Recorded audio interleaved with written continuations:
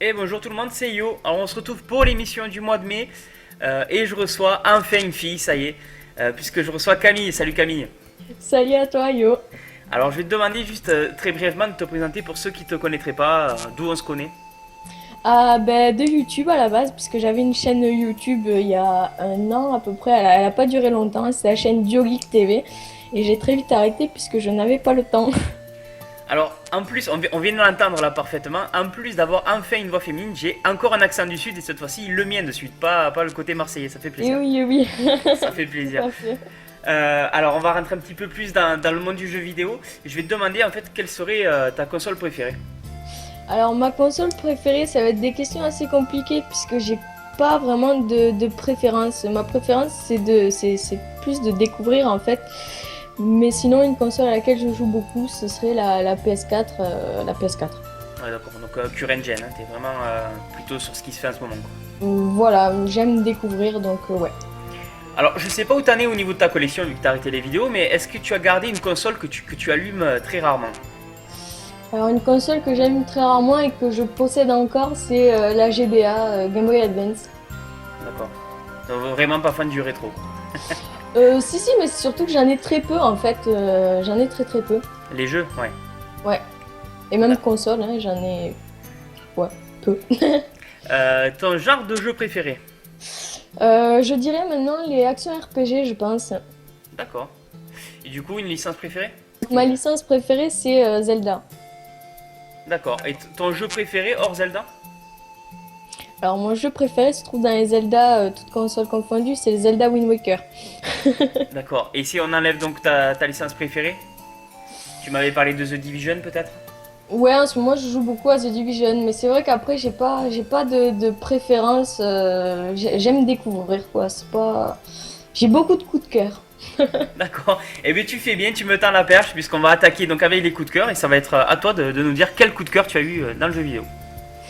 Alors un coup de cœur très récemment, je dirais Heavy Rain que je suis en train de faire sur PS4 que j'ai pas fini encore. Alors, c'est un jeu que tu n'avais pas fait sur PS3? Non, c'est un jeu que je Sacrilège. connaissais absolument pas et en fait j'ai acheté le bundle récemment pour faire Beyond Two Souls que j'ai toujours pas fait et je me suis plus penchée vers Heavy Rain au final. Tu as bien eu raison d'ailleurs. Voilà. Alors, dis-nous tout, qui a édité Alors, c'est un jeu édité et développé par Quantic Dream, sorti en France sur PS4 le 2 mars dernier. Mhm. Et sur PS3, il est sorti le 24 février 2010.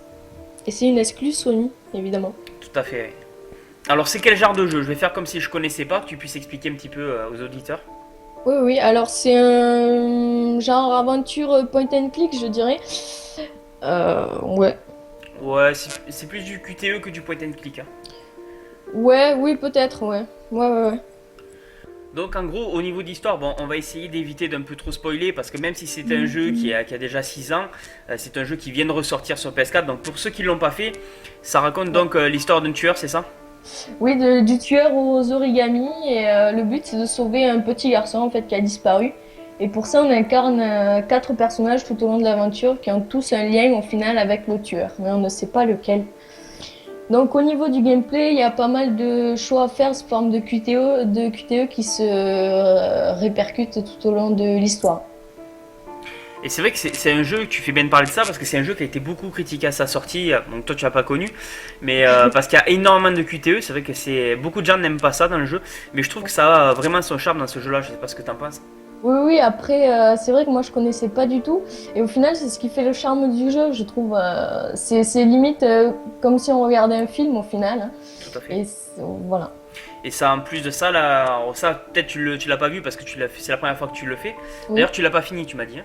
Non, non, non, je suis ouais, la moitié, trois quarts du jeu à peu Ok, donc tu sais pas que le héros meurt à la fin, tu l'as pas vu encore. près. Donc, ouais, je fais exprès de te lancer sur ça parce que c'est un jeu, justement, on en parlait.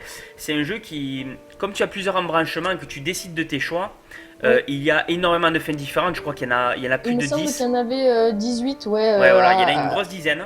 Ouais, voilà. Et ce qui fait que là, je rigole en disant qu'il meurt, mais effectivement, il peut mourir, comme il peut ne pas mourir. Enfin, il y a vraiment, Oui, c'est c'est très tout à fait difficile de ça, ouais. spoiler la fin de ce jeu, quoi. C'est Oui, ça oui, qui est vraiment pas mal. ouais, tout à fait. Juste, donc du coup, puisque tu parles de ça, donc on avait parlé de Beyond avec mon ami BG Summoner que j'ai reçu là, il y a quelques émissions, où il avait fait lui la critique de Beyond, et c'est vrai que je le suivais. Tu verras, tu feras les deux, tu verras qu'Heavy Rain est quand même est bien mieux, tu auras du mal à passer à l'autre.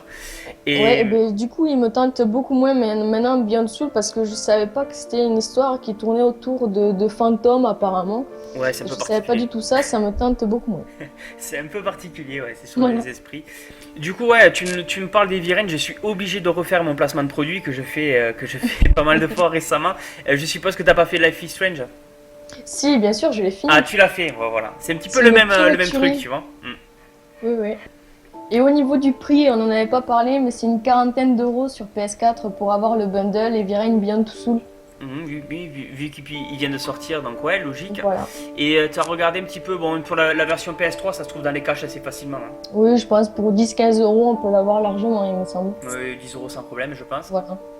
En durée de vie, est-ce que tu as pu regarder à combien c'est estimé? Je dirais une dizaine d'heures, hein. À C'est peu ça, ça doit être ça. Ouais. Et du coup, par contre, il y a un dernier truc que j'aimerais revenir avec toi. Est-ce que tu as été marqué par l'OST de ce jeu? Je sais pas vraiment. Je pense que ça contribue à se mettre dans l'ambiance du jeu, mais sans y faire pour autant trop attention. Ouais, je te dis ça parce que c'est une OST qui m'a pas mal marqué, moi. Et l'autre fois, je rigolais parce que justement, je regardais enfin, ma copine regardait la télé, la TF1 ou je sais pas quoi. Et maintenant, sur certains reportages et des émissions à la con, ils balancent le son d'Heavy Rain en fond. J'ai tilté ça. Ah ouais? Ouais, c'est assez Ah, mais original. c'est ouais, je suis étonnée, ouais. Très bien, mais écoute, c'est bon pour ton coup de cœur. Du coup, je vais te donner le mien. On va changer. J'ai beaucoup parlé de. Même avec mes invités que j'ai reçus, on a beaucoup parlé de RPG. Ouais. Cette fois-ci, je vais passer sur PC. Mhm. C'est un petit peu une originalité. Donc, je vais on va parler d'un jeu qui a été édité par Activision et développé par Lionhead. Lionhead, si tu situes pas, c'est Peter Molineux. Hein. C'est le monsieur qui est derrière les Fables, qui est derrière pas mal de jeux. D'accord. Ah ouais, des bons jeux, ouais. En général, ouais, plutôt survendu parce que le monsieur aime bien faire ça, mais en général, moi je me retrouve très bien dans ces jeux. Donc ça va être un genre gestion et je vais te parler de The Movies. Est-ce que tu connais The Movies sur Alors, PC? je ne connais pas du tout. Jamais entendu parler. Ben, je m'y attendais. C'est un petit ovni. C'est vrai qu'il faut aimer les jeux de gestion PC. Mhm. Alors en fait, c'est assez simple. Tu as un studio de cinéma, donc tu pars de rien. Au début, tu as juste un Ouais. terrain vague. D'accord. Dans le mode histoire, tu as en fait tu commences par un didacticiel qui est très bien fait, qui te permet de bien comprendre pourquoi construire tel bâtiment, le rôle du jeu. Alors, on est en début 1900 au début du jeu, si tu veux. Donc, tu vas avoir au début les premiers décors du cinéma avec vraiment genre un petit théâtre. T'as vraiment pas de quoi faire un gros film. Et Mhm. petit à petit, dans le temps, tu vas évoluer et avec l'évolution de la technologie, tu vas avoir des décors supplémentaires que tu devras faire construire. Donc il faut payer, c'est du jeu de gestion. Oui, d'accord. Enfin, payer dans le jeu, hein, c'est pas Oui, du oui, free to play, j'imagine. on est d'accord. Et donc voilà, tu vas construire des studios de scénaristes où ils vont écrire leur propre scénario et tu peux toi-même écrire tes scénarios de films. Par exemple, tu prends un papier et un stylo, D'accord. tu te fais ton film et dans le jeu, tu peux réaliser le film. D'accord, donc en fait, tu te crées ta salle de cinéma et après, tu crées tout ce qui va avec. C'est ça. Dans le jeu, tu te mets tes D'accord. décors et tout ça, et après, avec tes personnages, parce que tu te crées des acteurs, des scénaristes, enfin des réalisateurs, pardon, et tu les mets en scène. D'accord, ouais, c'est original. Donc tu gères vraiment les accessoires, leur tenue, tu gères vraiment tout. D'accord. Ah, ça peut être sympa, ouais. Et après, si tu veux, donc le mode histoire va évoluer. Genre, quand tu vas arriver dans la période 39-45, c'est vraiment tout ce qui est axé autour de la guerre qui a fait un carton, puisque c'était l'actualité. Et du oui, coup, oui. pour être mis en valeur, tu feras des films de guerre. Après, tu peux faire des films comiques, des films d'amour, des films de science-fiction. Il y a vraiment de tout, c'est plutôt pas mal. D'accord. Et après, tu peux les voir, ces films ou Tu peux comment les ça- voir tout à fait. Et tu as, je te donnerai ça, tu as des sites en fait de joueurs de ce jeu qui font leur propre long métrage. Parce que des fois, c'est même des trucs qui font, ça peut faire vraiment beaucoup de temps. Ouais. Et qui les mettent en ligne. Non, c'est fun, ouais. Tu as une très grosse communauté et tu as même donc cette communauté qui a vraiment beaucoup participé au jeu, créé en fait eux-mêmes leur propre décor Ouais. que tu peux intégrer dans le jeu et jouer avec ce décor là. Par exemple, je sais pas, moi tu es un fan de films avec le manoir de Resident Evil par exemple, ils sont capables Oui. de te réaliser le manoir de Resident Evil, tu feras ta scène dedans quoi. Oh, c'est super ça. Ouais, ouais. Donc après c'est assez compliqué de vraiment bien tout te détailler, donc il faudra bien regarder sur l'émission, je vais diffuser donc l'extrait de gameplay pour essayer de Ouais. se rendre un petit peu compte de comment ça se passe. Il faut savoir qu'il y a un add-on qui est sorti sur les effets spéciaux, donc pour rendre encore plus de... Comment te dire, De réalisme. voilà, de réalisme et puis de trucs que tu peux intégrer dedans, genre avec des voitures, des explosions de voitures et tout ça. Ouais, ouais. Ça te donne plus de scènes à Et pouvoir tout ce qui produire. est effets spéciaux et tout ça. Ouais. D'accord. Et lui n'est jamais sorti en France. Alors, pour l'avoir en français, en fait, les fans, comme je te dis, c'est un jeu qui a eu vraiment une grosse communauté. Donc, ils ont tous gueulé. Alors, en fait, ils ont sorti des patchs pour prendre la version US et tu peux la patcher en FR. Enfin, Mhm. c'est pas tout à fait légal, mais de toute façon, on n'a pas d'autre moyen de l'avoir. Donc, Lionhead a toujours laissé faire à ce niveau-là. Ouais. Tu as une durée de vie du mode histoire, je te dirais 27 heures. D'accord. Mais Ouais. ça, 27 heures, c'est vraiment si tu le fais en ligne droite et que tu fais pas tes Ça, propres films. ça contient quoi le mode histoire exactement? Tu fais ta salle, tu fais ton long métrage, court métrage, et au final ça s'arrête là où il y a. Non, alors en fait, c'est un genre de jeu de gestion. Est-ce que tu as déjà fait genre les Zoo Tycoon, les Roller Coaster Tycoon? Du tout, du tout. Alors, c'est une vue du dessus, en fait, si tu veux, où tu as tes propres bâtiments. Et le temps passe, donc il te faut gérer l'argent parce qu'il te faut payer un salaire à tes acteurs. Donc il te faut faire rentrer de l'argent en vendant les films parce que les films vont sortir au cinéma. Selon la qualité de ton film, tu vas avoir tant d'argent ou tu peux faire un flop. C'est vraiment de la gestion pure, c'est pas juste faire du film, non, c'est très poussé. Ouais. D'accord, ouais, je vois. Et donc tu parlais donc, du mode histoire, tu as aussi je crois que c'est tous les 5 ans dans le jeu, si je dis pas de bêtises, il y a le festival qui va récompenser la meilleure scène et le but du jeu, voilà, le meilleur studio, le but du jeu c'est de gagner les titres. D'accord, vraiment assez réaliste. Beaucoup d'interactivité, ouais, c'est vraiment pas un jeu qui est plat. Ouais. C'est pour ça que ça a été un coup de cœur. J'ai été un petit peu surpris tout à l'heure parce que pour l'émission, j'ai regardé à combien il partait ce jeu parce que c'est un jeu que j'ai depuis très très longtemps. Et surpris de voir que pour un jeu PC, je l'ai trouvé à 20€ sur Price Minister par exemple. D'accord. Ça fait C'est très cher. c'est un jeu du coup qui est pas récent du tout. C'est un jeu de 2005. Ouais. Tu fais bien de me le faire dire parce que je l'avais pas dit, qui est sorti en novembre 2005, ouais. D'accord. Et qui se trouve, je te dis, une vingtaine d'euros, ça m'a surpris. Alors, en version anglaise, il se trouve pour 5€, on va dire 7€ pour compris. Mais je suis même pas sûr qu'il ait la VF dedans. Donc, je le conseillerais peut-être pas. D'accord, ouais. Écoute, on est à la moitié de l'émission et c'est là que je vais te demander de nous choisir une OST de jeu vidéo qui t'a marqué. Alors moi, une OST de jeu vidéo qui m'a marqué, ce serait un thème, une OST d'Oblivion. D'accord. Alors, à savoir que je n'ai pas fait le jeu, donc c'est pas là que je l'ai découverte, c'est directement sur internet. Et c'est vraiment une OST qui m'a marqué. Alors les Elder Scrolls, c'est des musiques qui tournent beaucoup sur les montages internet, voilà, je comprends sur ça. T'as jamais fait Skyrim, Oblivion Non, aucun. Aucun. Non. Un petit peu, enfin j'avais testé Oblivion, mais vraiment testé une petite heure ou 2 heures. On peut pas appeler ça jouer quoi. Ouais, très bien. Ok, bah écoute, on s'écoute ça de suite, on se retrouve juste après.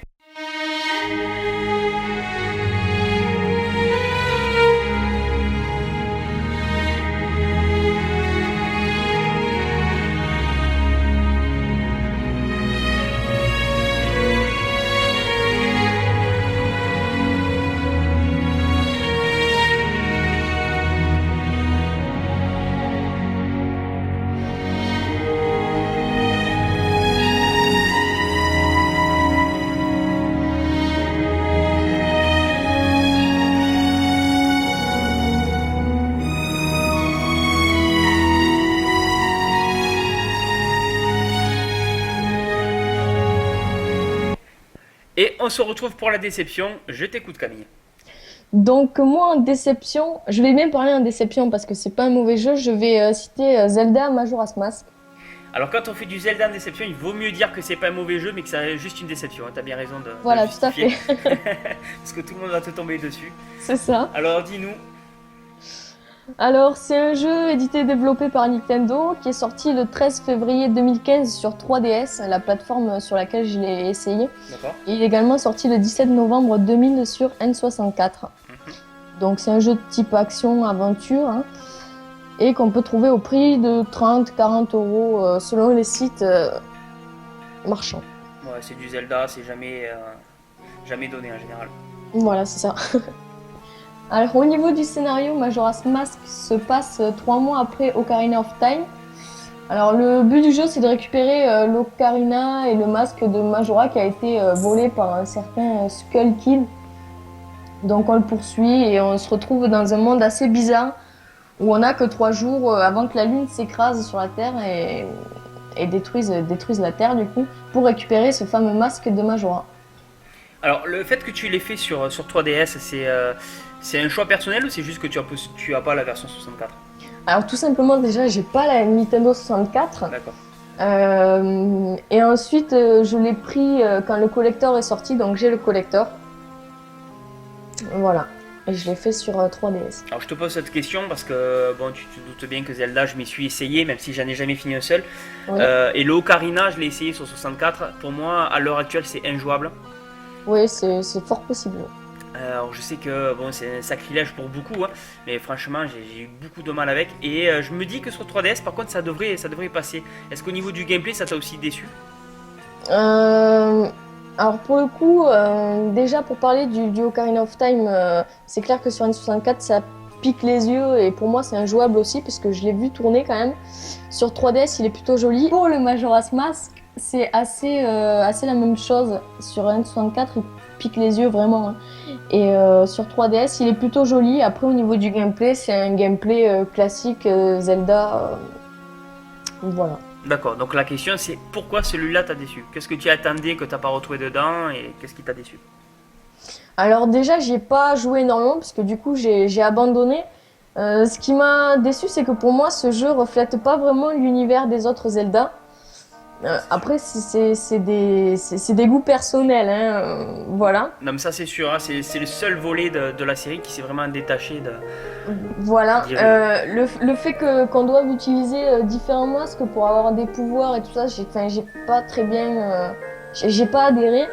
Et ensuite, surtout au niveau de la difficulté, c'est ça qui m'a fait abandonner, hein, c'est une catastrophe. Moi, je joue pas aux jeux difficiles, donc là, c'était. Alors difficile en quoi? Tu t'es senti oppressé par le temps qui défile ou... Ouais, c'était surtout ça, ouais. Ouais. Surtout ça, de pas savoir où il faut aller, quand il faut aller, comment gérer le temps, c'est assez compliqué, ouais. Alors je crois, c'est difficile pour moi parce que j'y ai jamais joué, mais bon, comme je m'y intéresse, j'ai beaucoup Ouais. entendu dessus.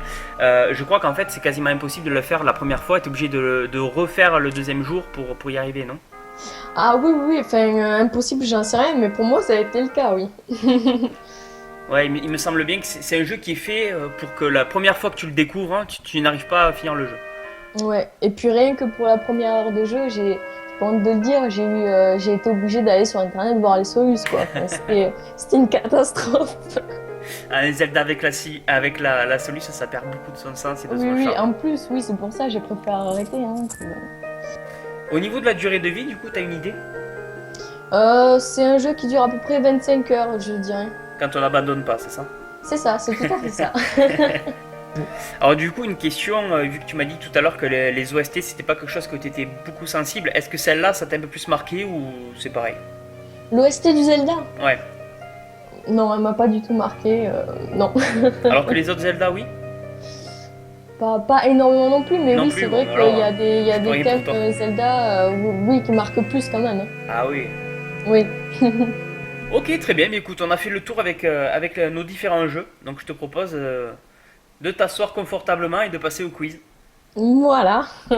Petit quiz que je t'ai préparé exprès. Alors il faut savoir qu'on aurait dû tourner l'émission hier soir et que tu m'as honteusement lâché au dernier moment. C'est absolument ça. Du coup ton quiz a été relevé de 2-3 niveaux. Oui. Je te propose le thème voyou Oh là là. ou le thème bolide arcade. Oh là là. Ok, du coup, je choisis bolide arcade. Ok, donc ça va être sur du Mario Kart. Merveilleux. On va rester sur Nintendo, t'as peut-être une petite chance. Peut-être. La question la plus simple du quiz, sur quelle console portable est sorti en premier un Mario Kart? La Game Boy Advance. Et c'est une bonne réponse. Question numéro 2. Excepté la version Wii U, quel est le niveau le plus dur? Tu sais, t'as des niveaux de rapidité au début, à mètre cube. 150, hein. Tu dirais combien? 150? 150? Ouais, Tu valides sans les 3 propositions? je valide. Et c'est une bonne réponse, 2 sur 2. Question numéro 3. On va commencer à devenir un petit peu difficile. Question numéro 3, celle-là personnellement j'avais pas la réponse. À partir de quel épisode est arrivée la fameuse carapace bleue? Donc la carapace de couleur bleue, à partir de quel épisode? Je dirais de la GameCube. Le double dash. Tu valides? Je valide. Très bien, eh bien, écoute, c'est une mauvaise réponse. Et tu Parfait. as donné la même réponse que j'avais donnée. Écoute, j'étais persuadé en plus de ça. Mais il faut savoir que, après vérification avec l'expert audio, la carapace bleue était déjà dans la version 64. Ah À la ouais. seule différence qu'elle ne volait pas en fait.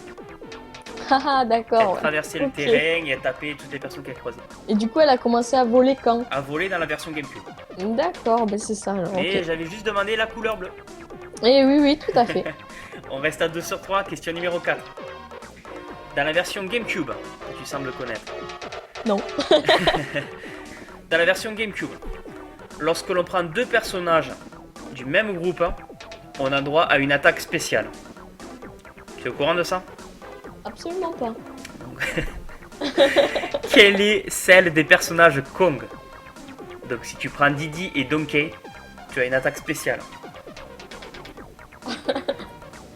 Honnêtement, je saurais pas du tout. Tu veux Je les vais 3 pas risquer de dire propositions? une connerie. Ouais, je veux bien.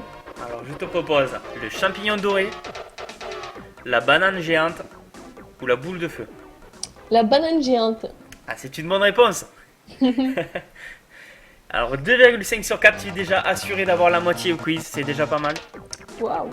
La question 5 est donc la plus dure. Quel est l'objet d'attaque du Mario Kart sur Super Nintendo, donc le Super Mario Kart, qui ne réapparaît plus dans les autres opus? Donne-moi les 3 propositions, s'il te plaît. Proposition, je te propose donc l'éclair, le champignon noir ou la plume. L'éclair, le champignon noir, la plume. Le champignon noir. Et c'était la plume. Merveilleux. Le champignon noir qui est une pure invention de ma part. Ouais. L'éclair qui existe donc qui est pour rétrécir les autres Oui, celui-là, adversaires, je le connais, oui. hein, qui est récurrent. Et la plume en fait qui consistait sur Super Nintendo, en fait tu pouvais faire un petit un saut qui te permettait en fait de sauter à certains raccourcis en fait. D'accord, ouais. Oh, mais c'est cool ça. Voilà. Ok. Mais écoute, c'est la fin de cette émission, c'était un plaisir de te recevoir. Eh bien, merci de m'avoir reçu. Et je vous dis à tous, à très bientôt.